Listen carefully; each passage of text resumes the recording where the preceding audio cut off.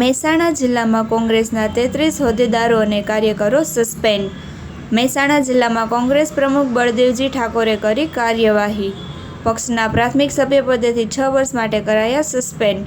સ્થાનિક સ્વરાજ્યની ચૂંટણીમાં કરી હતી પક્ષ વિરોધી પ્રવૃત્તિ. પક્ષ વિરોધી પ્રવૃત્તિ કરવા બદલ કોંગ્રેસની કાર્યવાહી. ઇસ્કોન બ્રિજ અકસ્માત કેસમાં સુપ્રીમ કોર્ટની કાર્યવાહી. સુપ્રીમ કોર્ટે તથ્ય પટેલને 1 કરોડ રૂપિયાનો જામીન બોન્ડ ભરવા કર્યો આદેશ. તથ્ય પટેલને 15 દિવસની અંદર રકમ જમા કરાવવા આપ્યો નિર્દેશ. તથ્ય પટેલની જામીન અરજીની સુનાવણી દરમિયાન સુપ્રીમ કોર્ટે કર્યો હુકમ. બોન્ડની રકમ મુદ્દે રાજ્ય સરકારે પણ પોતાની સહમતિ દર્શાવી હતી. ઇસ્કોન બ્રિજ પર થયેલા અકસ્માતમાં 9 લોકોના મોત થયા હતા.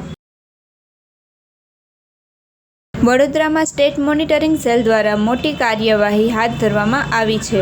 વડોદરા દેણા ચોકડી નજીક એસએમસીની ટીમે મહારાષ્ટ્ર પાસિંગના એક ટેન્કરમાંથી વિદેશી દારૂનો જંગી જથ્થો ઝડપી પાડ્યો છે. પોલીસ તપાસ દરમિયાન ચોંકાવનારી વિગતો સામે આવી છે.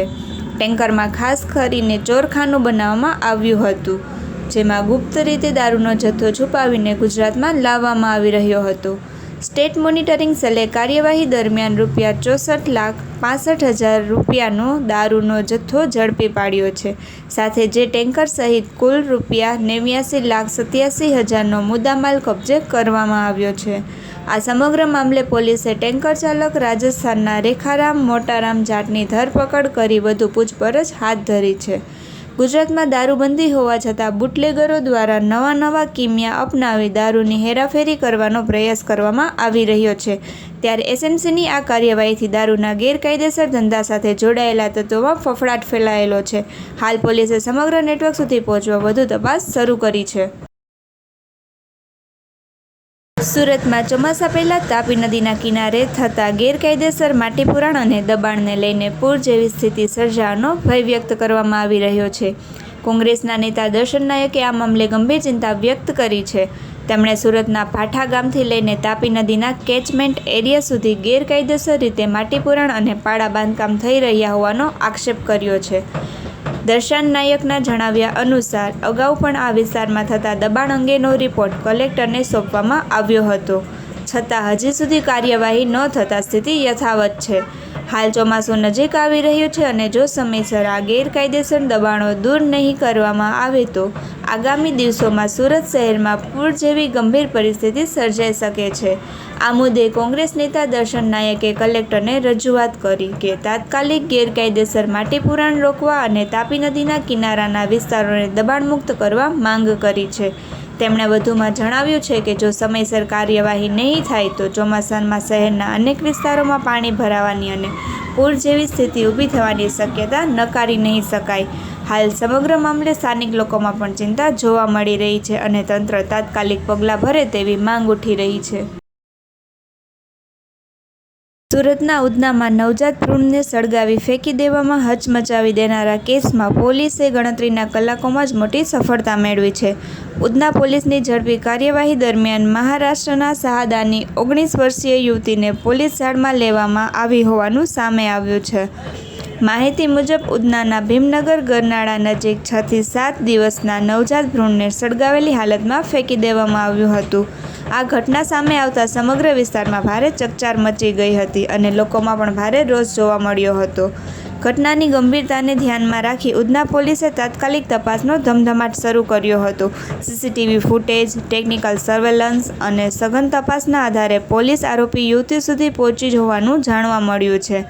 પ્રાથમિક તપાસમાં પોલીસને શંકા છે કે ભ્રૂણને સળગાવી પુરાવાનો નાશ કરવાનો પ્રયાસ કરવામાં આવ્યો હતો.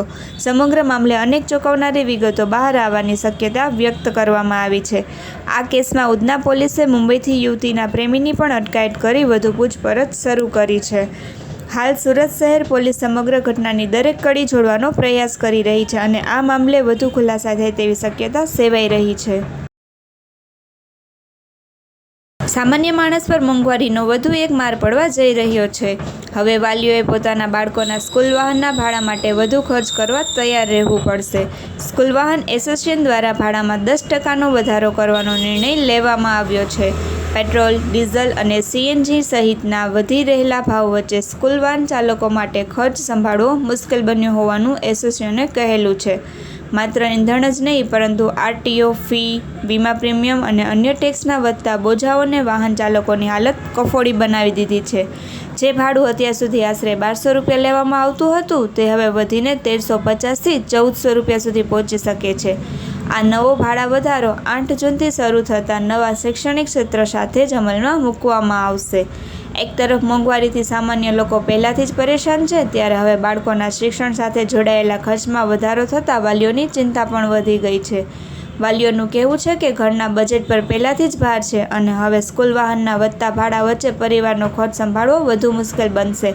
તો બીજી તરફ સ્કૂલ વાહન ચાલકોનું માનવું છે કે વધતા ખર્ચ વચ્ચે ભાડામાં વધારો કરવો તેમની મજબૂરી બની ગયો છે.